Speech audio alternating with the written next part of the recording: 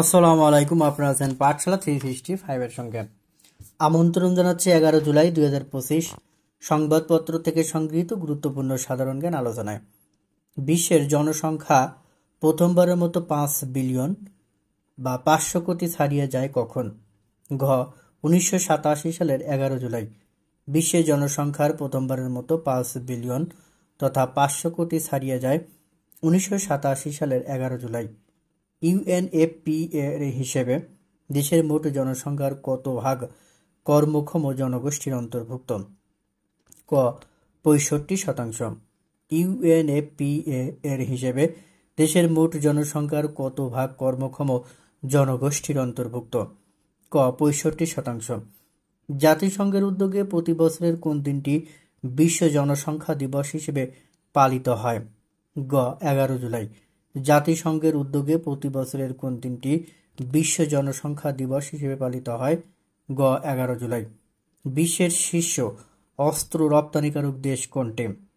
ঘ যুক্তরাষ্ট্র। বিশ্বের শীর্ষ অস্ত্র রপ্তানিকারক দেশ হল যুক্তরাষ্ট্র। পুলিৎজার পুরস্কার জয়ী ছোট গল্প সংকলন ইন্টারপ্রিটার অফ মেলাদিস এর রচয়িতাকে? গ ঝুম্পা লাহিড়ী। রাজসাক্ষী এর ইংরেজি প্রতিশব্দ কোনটি? অ্যাপ্রোভার। আমার মায়ের সোনার নলক হারিয়ে গেল শেষে খুঁজি সারা বাংলাদেশে পংক্তিটির রচয়িতা আল মাহমুদ। ইসরায়েলের সমালোচনা করায় সম্প্রতি জাতিসংঘের বিশেষ দূত ফ্রান্সেসকা আলবানিদের উপর নিষেধাজ্ঞা দিয়েছে কোন দেশ? যুক্তরাষ্ট্র। টেক জায়ান্ট অ্যাপেলের বর্তমান প্রধান নির্বাহী কর্মকর্তা? গ টিম কুক। টেক জায়ান্ট অ্যাপেলের বর্তমান প্রধান নির্বাহী কর্মকর্তা টিম কুক। টেস্ট ক্রিকেটের এক ইনিংসে সর্বোচ্চ ব্যক্তিগত রানের রেকর্ডটি কোন ব্যাটারের? গ ব্রায়ান লারা। টেস্ট ক্রিকেটের এক ইনিংসে সর্বোচ্চ ব্যক্তিগত রানের রেকর্ডটি কোন ব্যাটারের? খ ব্রায়ান লারা। সোনালী কাবিন কাব্যের লেখককে?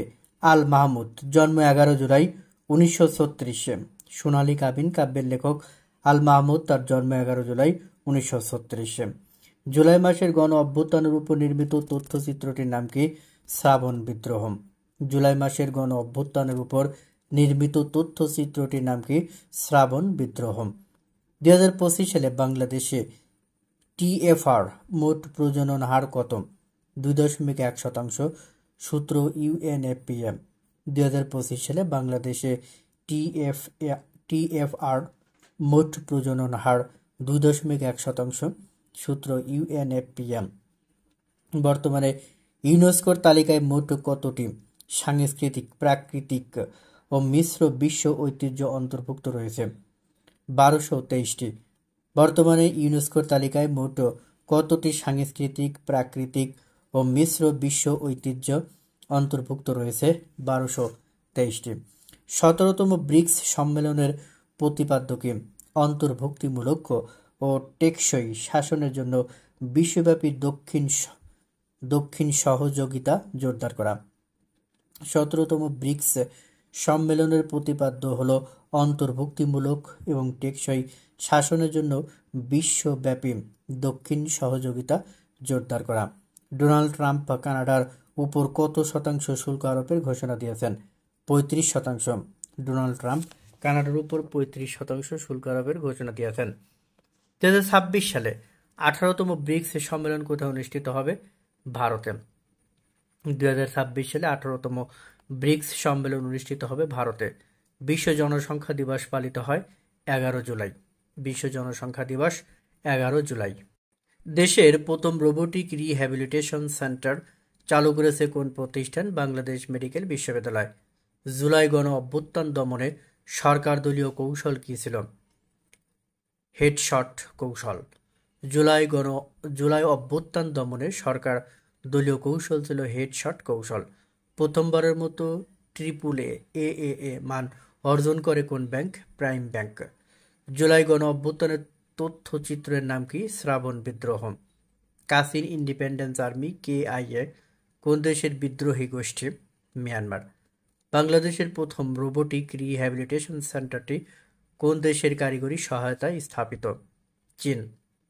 2027 ওয়ানডে বিশ্বকাপ কোথায় অনুষ্ঠিত হবে? দক্ষিণ আফ্রিকা এবং জিম্বাবুয়ে। 2027 সালে ওয়ানডে বিশ্বকাপ অনুষ্ঠিত হবে দক্ষিণ আফ্রিকা এবং জিম্বাবুয়ে। সম্প্রতি চাঁদে পারমাণবিক বিদ্যুৎ কেন্দ্র স্থাপনের পরিকল্পনা করেছে কোন দুটি দেশ? রাশিয়া এবং চীন। সম্প্রতি চাঁদে পারমাণবিক বিদ্যুৎ কেন্দ্র স্থাপনের পরিকল্পনা করেছে রাশিয়া এবং চীন। বিশ্ব জনসংখ্যা দিবস 11 জুলাই। বাংলাদেশে 15 থেকে 64 বছর বয়সী কর্মক্ষম জনসংখ্যা 11,42 লাখ। বাংলাদেশে 15 থেকে 64 বছর বয়সী কর্মক্ষম জনসংখ্যা 11,42 লাখ। ইউএনএফপিএ এর মতে বাংলাদেশে টিএফআর 2.1%। বিবিএস এর মতে বাংলাদেশে কর্মক্ষম জনসংখ্যার বেকার 27 লাখ। উপদেষ্টা পরিষদের 33তম বৈঠকে অনুমোদন দেওয়া হয়েছে 3 বছরের জন্য ঢাকায় জাতিসংঘের মানবাধিকার বিষয়ক হাই কমিশনের কার্যালয়ের একটি মিশন স্থাপনের। যুক্তরাষ্ট্র যেসব দেশ থেকে পণ্য আমদানি করে সেসব দেশের উপর প্রেসিডেন্ট ট্রাম্প পাল্টা শুল্ক আরোপ করে 2 এপ্রিল। গত মে মাসে যুক্তরাষ্ট্র বাংলাদেশ পোশাক রপ্তানি করে $55 কোটি। গত মে মাসে যুক্তরাষ্ট্রে বাংলাদেশ পোশাক রপ্তানি করে $55 কোটি। কোন দেশের মহিলারা সর্বপ্রথম ভোটাধিকার লাভ করে? নিউজিল্যান্ড। নিউজিল্যান্ডের মহিলারা সর্বপ্রথম ভোটাধিকার লাভ করে। আবু সাইফ গেরিলা গোষ্ঠী কোন দেশে তৎপর? ফিলিপাইন। আবু সাইফ গেরিলা গোষ্ঠী ফিলিপাইনে তৎপর। ইন্টারপোলের সদর দপ্তর ফ্রান্সের লিও শহরে। ইন্টারপোলের সদর দপ্তর লিও। শান্তির জন্য প্রথম কোন মহিলা নোবেল পুরস্কার লাভ করেন? Mother Teresa. শান্তির জন্য প্রথম মাদার তেরেসা নোবেল পুরস্কার লাভ করেন। জাপানের পার্লামেন্টের নাম ডায়েট। জাপানের পার্লামেন্টের নাম ডায়েট। ইসরায়েল কত সালে পূর্ব জেরুজালেম দখল করেছিল? 1967 সালে। ইসরায়েল 1967 সালে পূর্ব জেরুজালেম দখল করেছিল। পিএলও কখন গঠিত হয়? 1964 সালে। পিএলও গঠিত হয় 1964 সালে। বিমস্টেক কি ধরনের সংগঠন? অর্থনৈতিক। বিমস্টেক অর্থনৈতিক সংগঠন। কোন দেশে প্রথম আণবিক বোমা ফেলা হয়? জাপান। জাপানে প্রথম আণবিক বোমা ফেলা হয়। নাসা কোন দেশের মহাকাশ গবেষণা সংস্থা? যুক্তরাষ্ট্র। যুক্তরাষ্ট্রকে স্ট্যাচু অফ লিবার্টি উপহার দেয় ফ্রান্স। 11 জুলাই। আজকের এদিনে বাংলাদেশে যেসব ঘটনা সংঘটিত হয়েছিল।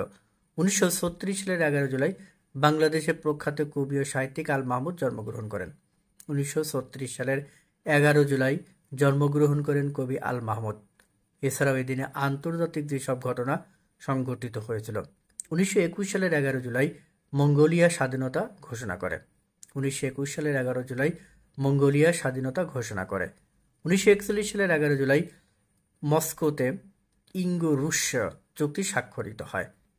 1941 সালের 11 জুলাই মস্কোতে ইঙ্গো-রুশ চুক্তি স্বাক্ষরিত হয়। 11 জুলাই আজ বিশ্ব জনসংখ্যা দিবস। বিশ্ব জনসংখ্যা দিবস পালিত হয় 11 জুলাই।